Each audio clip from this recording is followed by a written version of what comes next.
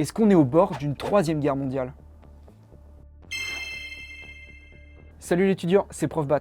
De 1, oui, il faut s'inquiéter avec la montée des nationalismes. Le parallèle que je trouve vraiment pertinent finalement, c'est une comparaison avec les années 20 et 30. On constate en fait une montée des sentiments nationalistes partout à travers le monde, notamment avec l'élection de Trump, mais aussi en Europe, un repli sur soi et une perte de vitesse des instances internationales.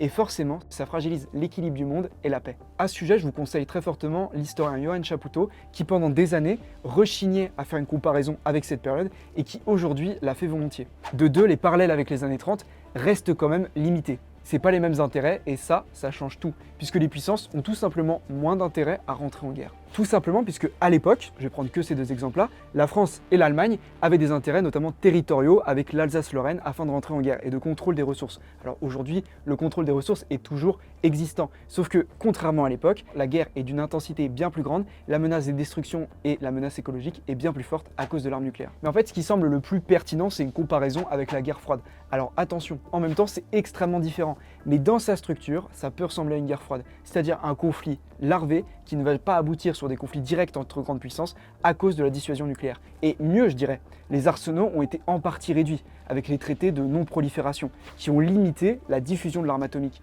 Et en ce sens, le risque, il est quand même contenu.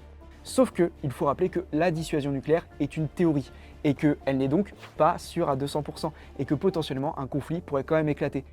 Ressentir de l'anxiété face à l'époque actuelle est humain et c'est précisément dans ces moments qu'il faut faire l'effort de prendre du recul. Si vous voulez éviter les erreurs du passé, suivez en cours d'histoire.